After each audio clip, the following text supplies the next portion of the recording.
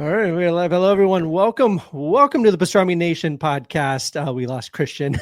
I'm Kevin, and joining me today, Jason. How's it going, man? Good. How you doing? Good. And today, y'all, we have a very, very special guest. He's a comic book writer. Let's get Christian back in here real quick. And there's Christian. But we have a very special guest today. He's a comic book writer. He's written for everything, Marvel. He's written stuff like Spencer and Locke, Going to the Chapel, all kinds of good stuff. He's here. He's done Space Ghost, all kinds of great stuff. He's here today to talk about Captain Planet. David Pepose, welcome to the show, sir. Hi.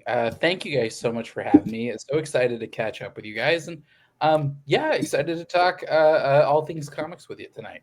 Of course. Yeah, absolutely. I'm so excited. So let's just dive right into it, man. Captain Planet, one of the, I'd say one of the most iconic series from my childhood. He's our hero. He's our hero, man. It's fantastic. You're writing the new Captain Planet series. Tell us a little bit about your take on the character. Sure. and what's how's everything going with it? It's been such a fun book to work on.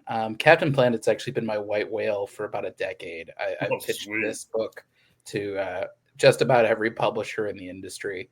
Nice. And so when Dynamite announced that they had picked up the publishing rights for Captain Planet at San Diego Comic-Con last year, I immediately emailed our publisher, Nick Barucci, and my editor, Joe Rymant, and I said, do you guys have somebody attached to this book? Because if not, it's got to be me. Yeah, and of course. For me, I think, Captain Planet has all the elements to be a blockbuster. And I've known that for 10 years. It's inherently multicultural and diverse in a way we haven't seen that organically since, giant-sized X-Men. Right. It's so timely in the way that it tackles environmental disaster, but also the human greed and apathy that fuels it. And then I think also pop culture has really caught up with it. This is the story of 5 ordinary people from around the world who are given 5 elemental rings, and they can use them to summon the mortal elemental demigod known as Captain Planet. And for me, I've always seen that as sort of X-Men meets Avatar: The Last Airbender. Mm-hmm. These international young people who are immediately on the back foot. They're immediately the underdog, but they've got these really cool, visually interesting kind of powers. And watching them kind of, go on the run from, a system that seeks to exploit them. That feels very timely in the year 2025. Yes. I would argue maybe more timely than I'm necessarily comfortable with. But yeah, this series has been so fun to work on. We're sort of doing kind of the big blockbuster action take on Captain Planet without shying away from any of the messages or in the spirit of the politics of the original. I know Captain Planet as a cartoon often gets a bad rap for being unsubtle. I'd argue that reality's gotten a lot less subtle in recent years. And so for me, it really wasn't that hard to kind of do a slightly more grounded take on Captain Planet, just something that feels like it could be in the world outside our window. Something that doesn't sort of test that suspension of disbelief, too hard. It's been such a treat to work on this book. I'm working with artist Amon Casalos, and he is doing such a sensational job. He's got a little bit of Gary Frank to him, a little bit of Steve Dillon, a little bit of Doug Mahnke, a little bit of Frank Quitely. You can kind of see all that DNA in his artwork. And so he really balances this larger than life action with this really evocative acting and expression work. And so I think you're going to be really blown away by this book. I've been so thrilled with how it's come together. And it's been in the works for a long time. And I'm so honored and grateful that this story is finally going to see the light of day. Absolutely. Yeah. We're excited to check it out. And like I said, it was such a big part of my childhood growing up. Sure. What kind of, were there any challenges for you? I'm assuming, you've been a Captain Planet fan for a long time. What were some of the challenges to kind of modernize it a whole lot? Was there anything that you really had to to really kind of look back on and be like, this stuff needs to be modernized or whatever, but were there any real hurdles or anything that you jumped over to try to make it more modern than it used to be, if that makes sense? I wouldn't call any of it a hurdle. And for me, it was, there are some challenges that are like daunting, and then there are some challenges that are like fun that you like Right. love digging into. And this was very much the latter for me. Okay. I've luckily I've had a lot of time to think about this, but also for me, I think that was the appeal of a project like this, is that Captain Planet, God love it, it was a product of its time. It debuted in 1990. Linka, who has the power of wind, when she debuted, she was from the Soviet Union, and so things have changed quite significantly. Slightly. And for me, that was, I think, the joy of this project, is saying, okay, like we have these core elemental building blocks for it. We have these 5 main characters, or like 7 main characters when you include Captain Planet and Gaia.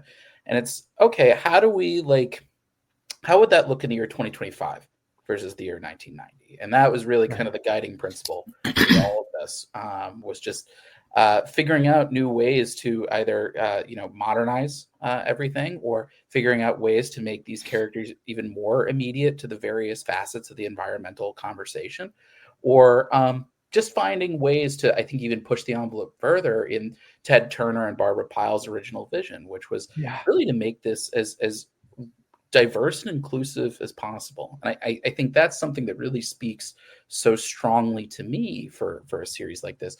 I grew up an X-Men fan. Claremont's X-Men was my jam, and I think I love that idea of, there are so many interesting people from all these different walks of life, from all these different cultures from around the world, and how cool would it be to get to know them, to be friends with them, to have them be your friends. And so being able to really dig into that and really kind of broaden that further, it speaks to my ethos as a creator, which is there's always room to build a bigger table. There's always room to invite more people to this medium that we all love and are so passionate about. And so I try to approach that with every book that I do. And that's why I think I try to live and die by the log line, and why I try to inject pop culture in everything I do, is because I don't want to preach to the choir. I want converts. And I think a book like Captain Planet is a really wonderful opportunity to do all that. So to actually answer your question, for me, the Planeteers, they are meant to represent the world outside your window. And so we've done some really fun stuff to modernize all of them. So Kwame, for example, he's our team leader, and I pitched him as Cyclops meets Sam from Ted Lasso. He's a natural leader. He's got this quiet charm and resilience to him. He was a former soccer star from Ghana, whose career is derailed after he suffers a leg injury. And so he's become a farmer, and he's kind of figuring out like how, what's this new trajectory in my life? He, as you'll see in his very first scene, the threat of climate change impacts him instantly. And we will see it from the very beginning there. Wheeler is a super fun character. We have sort of recontextualized him, that he's an auto worker from Detroit, because I felt like that was something that's like a really core part of this conversation, is that you need a point of view character whose arc is, why does any of this matter? Why should we be doing any of this? And why should it be people on the ground like you and me? Why can't we just turf this to somebody else? That's Wheeler's whole arc. And I feel like him being an auto worker, he's got a very complicated feeling about the environmental movement. Yeah, absolutely. And how that's sort of impacted his industry and has changed his industry, and sort of this question of, is it the environmentalists' fault, or is it the billionaires running the company's fault? And so he's a really interesting, fun character. And also he's kind of like classic Hawkeye a little bit, that he's like the guy who's always like taking pokes at everybody else on the team. Nice. He's if you like my take on Flash Thompson in Savage Avengers, you will like how we write Wheeler for sure. We have Linka, who she's really kind of done the biggest our maybe second biggest 180 out of our entire cast. In the original series, she was the very conservative planeteer from the Soviet Union. In 19 Right. Things have changed quite dramatically. And so for me, it was okay, like, somebody in Russia right now, like, she's really done a 180 politically. She's our most liberal member of the team. She's the one who, she really believes environmentalism as a cause, as a movement. She headlines an underground eco-activist band in Love it. And she's got a little bit of wrinkles to her backstory, though, that kind of like throws a little bit of sand in the gears a little for her. But she's my favorite, I think. She's the character who, as I've written this book, continues to surprise me. She's our team scrapper. She's our Wolverine. She's our Ilyana Rasputin. And Amon just draws her so amazingly. So I think readers are going to really enjoy her. Guy, we've done a little bit of a reconfiguration for as well, in that I really wanted to lean into, in the original cartoon, she was a marine biologist. And in the original cartoon, that just meant swimming a lot. And I really wanted to have a planeteer who understood the science of all of this. And so that's something we've really leaned into, is that she's like a science aficionado, and she loves her work, and she's kind of the kid sister of the team. She's like bubbly and like always optimistic. But what's so fascinating to me about somebody like Guy is that optimism kind of hides this like true core strength about her, that out of all the planeteers, she knows the stakes better than anybody. And so for her, hope is kind of like a revolutionary act. It's either you stay hopeful and you try to fight for a better tomorrow, or you curl up into cynicism and despair. Right. And speaking of kind of more brooding characters, Mati, the reason I said Linko might be our second biggest 180 is because we have our new take on Mati. And that, I think, was the biggest. Thankfully, I've had a long time to think about it, but that would have been the biggest roadblock for me on this series, is that anyone who watched the original cartoon, Mati was often seen as the punchline. He was seen as the innocent kid brother of the team. Heart. The power of heart. What the hell is the power of heart? You might ask. And for me, it's tactical telepathy. And so Mati is really fascinating in that, in our series, he's an indigenous person from Brazil whose people were being forced off their land to mine for mining purposes. And so he was about to fight back in a pretty bloody, violent way. And then he gets the power of heart, and it suddenly cleanses his mind of all violence and anger, and turns him into this avowed pacifist who could absolutely wreck you. He's our Batman. He's our Shang-Chi. He doesn't need to throw a punch because the ring lets him do other things. It can let him summon animals. It can let him get inside your head. Oh, nice. Mati's the X factor of the team. And I will say, Amon draws him like real sexy. I was not expecting like brooding hot Mati, but Amon just nailed it. And cool. That kind of brings us all to our sexiest character of all, Captain Planet. Of course, Amon has done an amazing redesign of the character. Hot dad, bearded Captain Planet is the only thing I'll accept. Yeah. That was something that we were intentional about from the beginning, is that we really wanted to give Captain Planet a brand new redesign, knowing that like the mullet and the crop top were very much a product of 1990. And how do we kind of mullets are still in? It was, how do we lean into Captain Planet as this into his core concept of being this immortal elemental champion of the wilderness. So I see him very much as like Superman with metamorphose powers, Right. That he's this reassuring figure. He's somebody who doesn't want to, his whole mission is he doesn't want to see anybody die. And so he's able to kind of wield the elements in a slightly different, more organic way than the Planeteers. But yeah, we wanted to make it very clear that this is not a character made out of flesh and blood, that his whole body is made out of rock and stone and ice and flame. And so Amon was the one who he drew a couple passes on it, and one of them had the beard.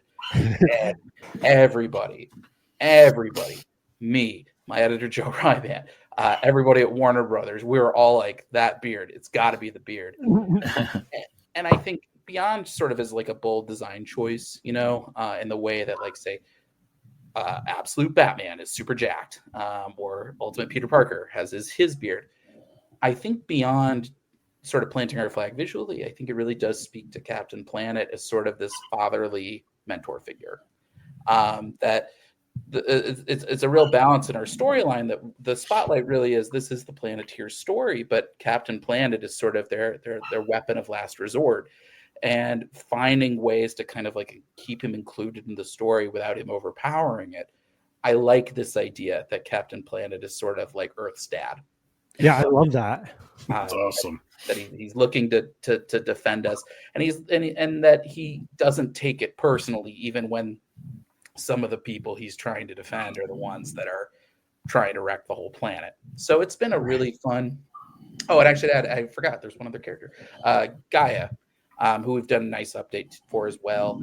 I wanted to establish some limits to this cast. I didn't want to give them unlimited get out of jail free cards. So Gaia was probably the biggest challenge for me. Instead of making her as like a demigoddess, who is like another Deus Ex Machina for the team to fall back on. She's a human. She's a Dalai Lama figure. It's a generational title. That's cool. For someone who is the spiritual vessel for the life-giving energies of our world.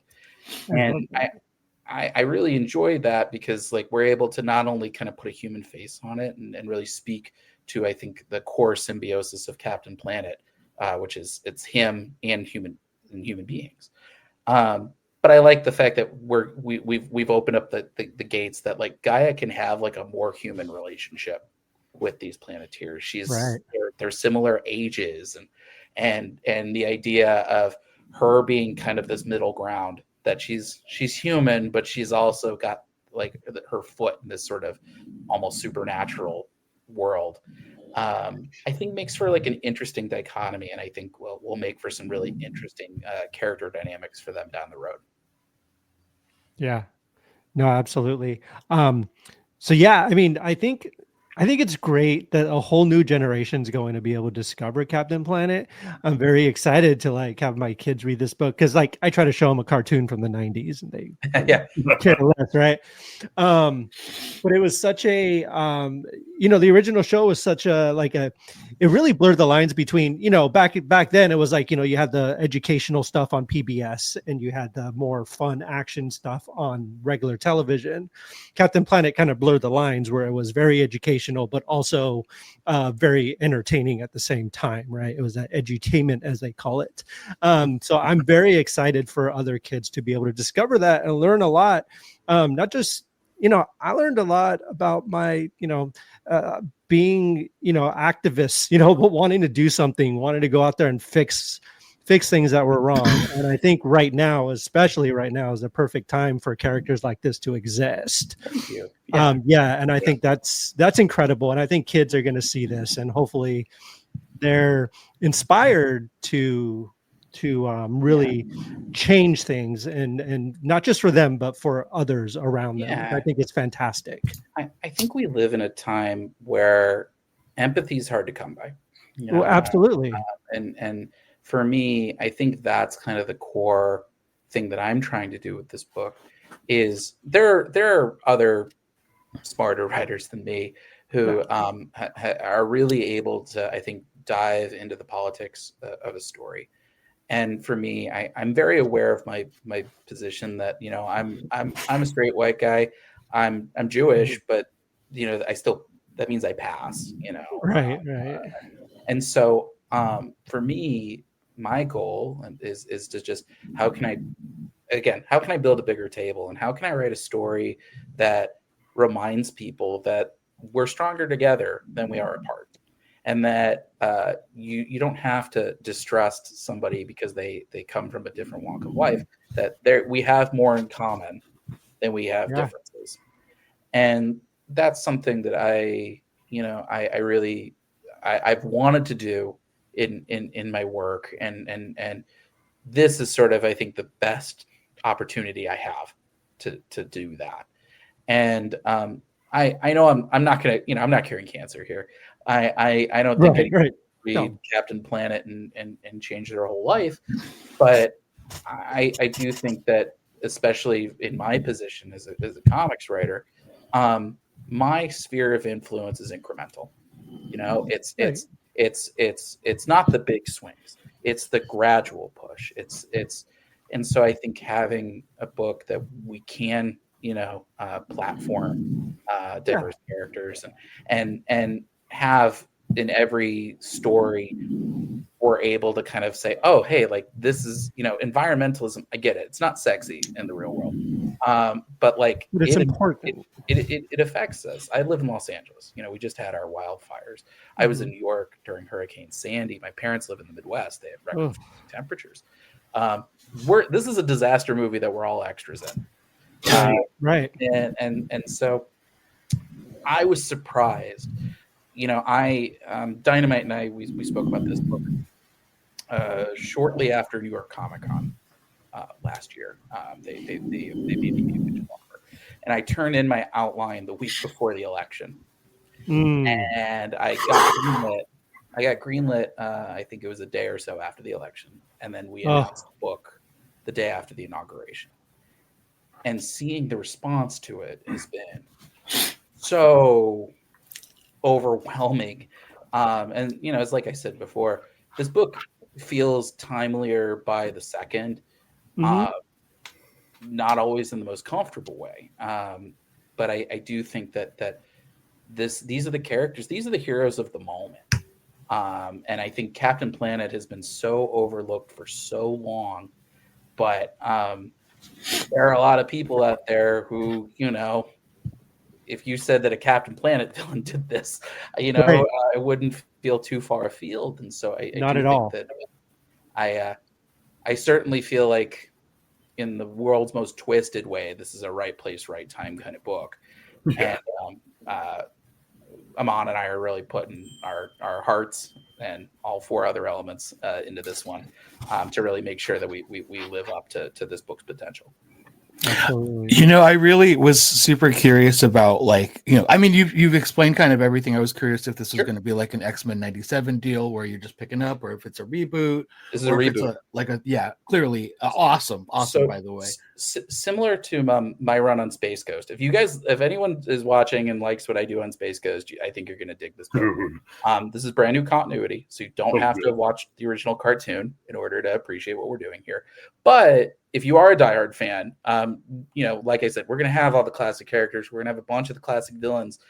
So there's going to be lots of stuff for you to enjoy. But yeah, I think I didn't want to dig too much into past continuity, or at least not do the direct reference to it, just because I want these books to be like super accessible. I know there are differing opinions on these licensed revival books, but I really subscribe to like what Daniel Warren Johnson did on Transformers, where like, you don't have to have read anything. Like, we will kind of unspool the whole thing for you, and anything you need to know, all you got to do is pick up issue 1.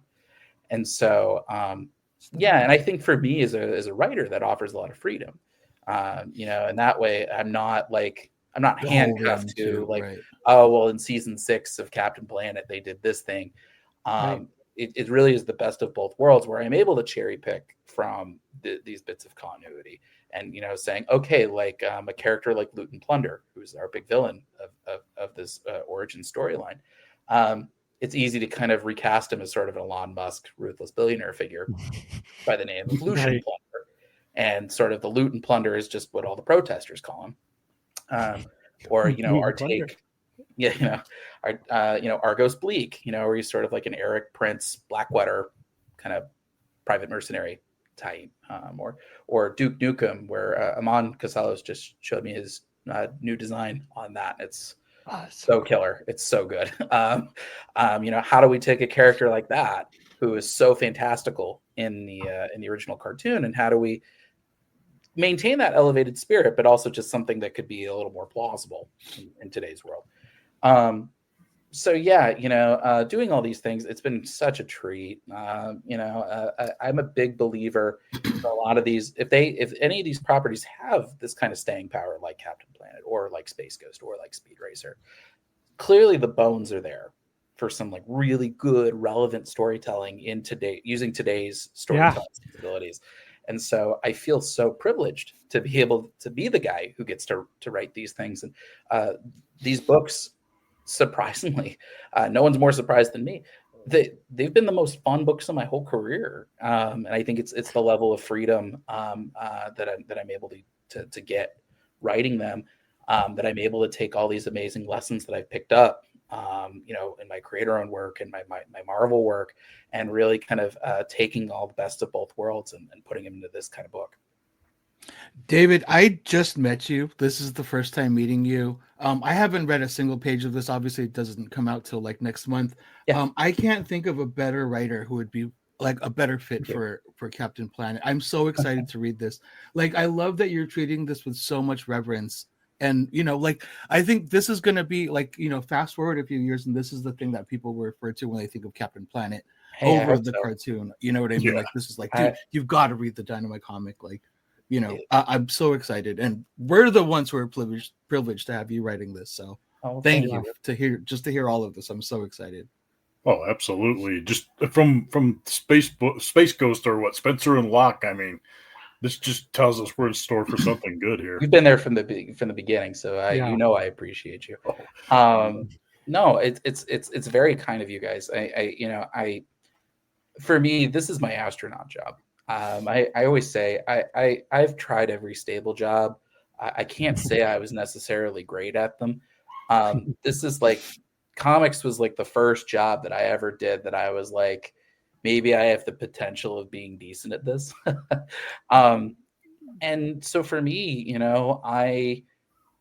I'm aware every day, like even the hard days, there's never a bad day, I think for me, it's constantly, I spend a lot of time thinking about like, how do I refine this process, and what's the big picture here, and what kind of control or influence do I have given my limited amount of control and influence.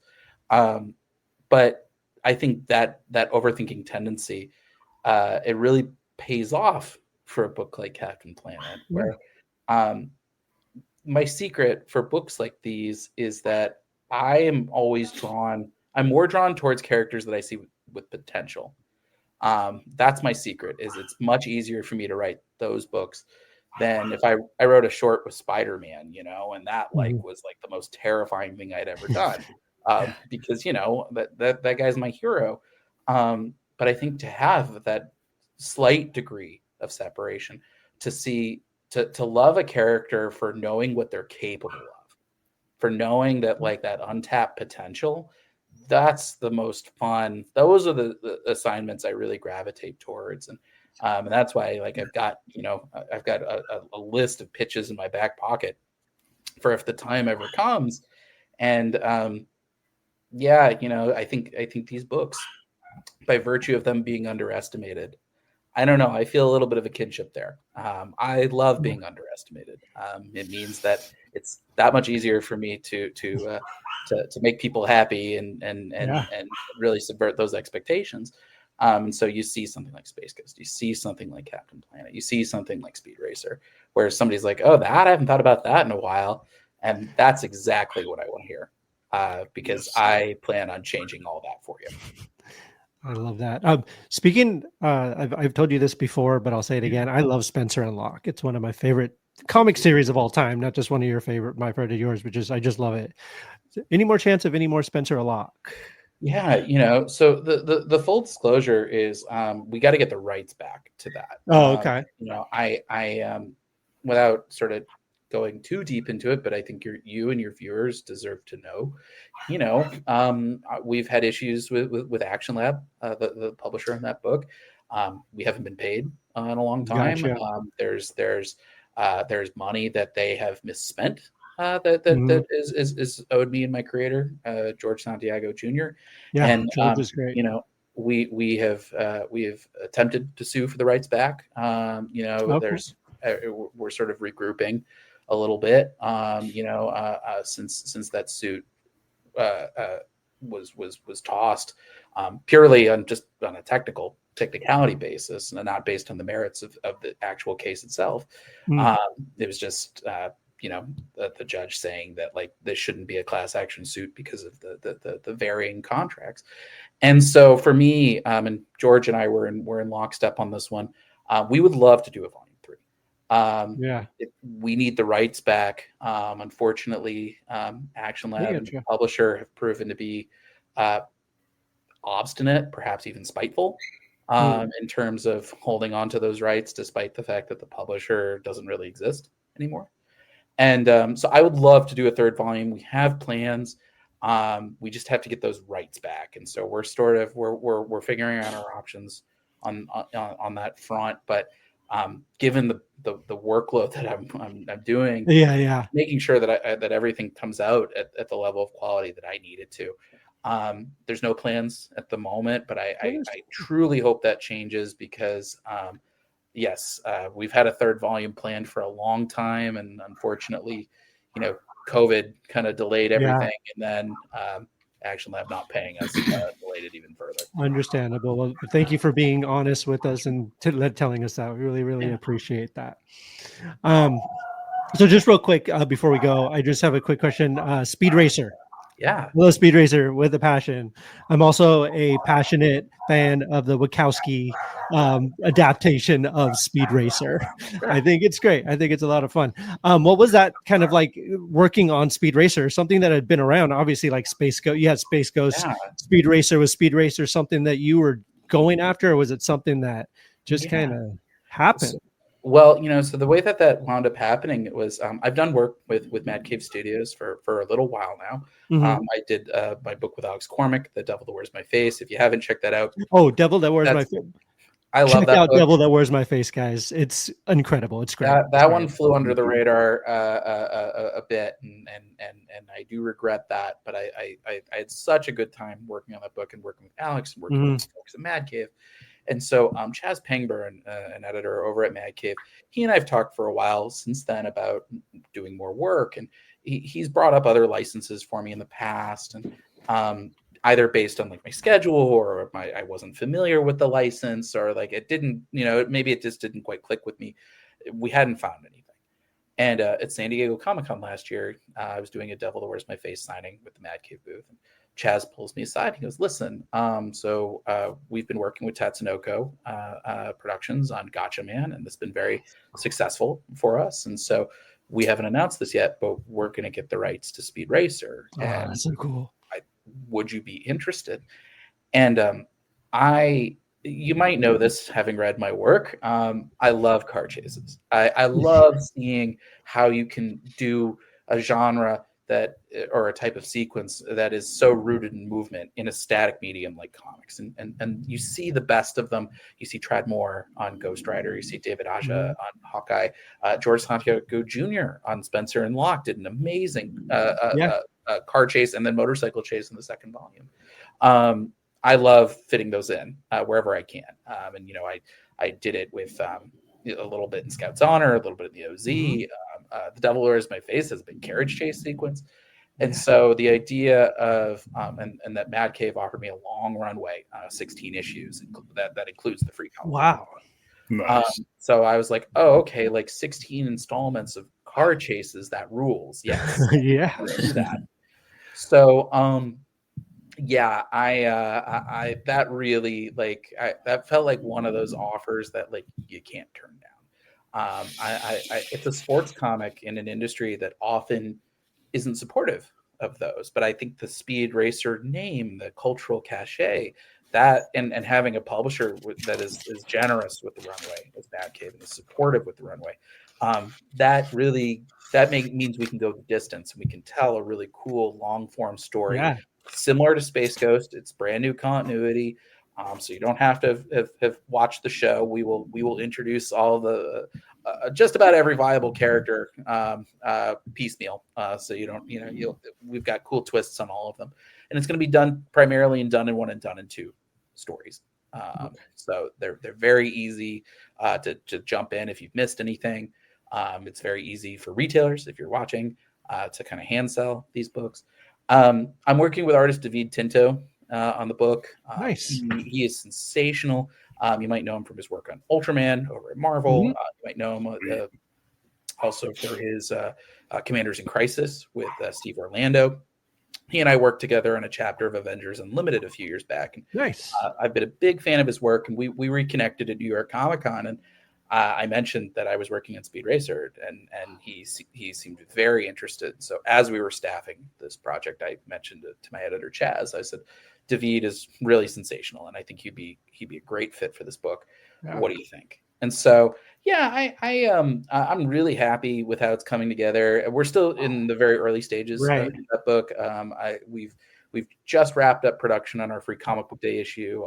I'm diving into now like the main series right now. I'm actually working on a Speed Racer script before I hopped on this podcast. Oh, cool. So I'm immediately in the headspace of that. And it's been a really fun book. These characters are so interesting, and it's funny. When I started my career, I was doing street level characters. People who they didn't really have a superpower, so to speak. And then I graduated to superheroes, and I love doing superheroes. But there's something really refreshing about going back and writing characters that are just ordinary flesh and blood humans. Love that. It's been really freeing in a certain way. I'm writing Speed's first meeting with Trixie right now. Actually. Oh, and I'm shocked at first how natural it feels, but how much fun I'm having. Mhm. And so being able to like tell these really human, compelling stories, but also kind of this high octane car chase elements, and working with somebody like David, it's like it's going to look good. Yeah. So I can tell you, our free comic book day issue, I am so proud of it, and I think if that's any indication of how the rest of the series is going to go, I think you guys are going to be really, really stoked about this book. Dude, doing a lot of really cool stuff, David. Really can't wait to see it all. Captain Planet comes out next month, correct? Yes, April 23rd, the day after Earth Day. Awesome. Oh, sweet. Perfect timing. Yeah. So David, where can people find you and your work and all that fun stuff on social media and all that? Yeah, you can follow me on Twitter, Blue Sky, and Instagram at Pepose D. It's my last name and first initial. David Pepose Comics on Facebook. You can visit my website, davidpepose.com, or subscribe to my newsletter, Pep Talks, at bit.ly/pepnews. Awesome. I just gave you a follow on Instagram right now. So I'm really bad at Instagram, so anyone who's following me, I'm sure I'll find you in like a few weeks or months. Yes, no, thank you guys so much for having me. And for anyone watching, call your local comic shop. You can ask them to add Space Ghost, Speed Racer, Captain Planet, Cable, Love, and Chrome. They can add all these things to your pull list. It'll keep my puppy fed and kibble. But yes, no, and thank you guys for supporting my work all these years. You guys were there from the beginning. Absolutely, it means the world to continue to have your support, and I'm going to work my butt off to make sure that we earn it. Yeah, no, and yeah, absolutely. We're excited to see what's in the future. Well, thank you for checking out the show, everyone. Thank you for joining us. We really, really appreciate you all too, watching and checking us out. As usual, check out Pastrami Nation on all the socials. You can also find me, Kevin Hoskinson, or Kevin_Hoskinson on all the socials as well. I also do have a Blue Sky now as well. And Jason, they can find you on MySpace and Friendster. MySpace, Napster. Yeah, Napster. And Christian, where can they find you? All the normal socials, Christian Nacorda, you'll find me. Let's draw. Awesome. Well, very cool. Thank you so much for joining us again, everyone. Take care of yourselves, take care of each other, and we will see you all next time on the Pastrami Nation podcast. Bye-bye. Thank you, guys.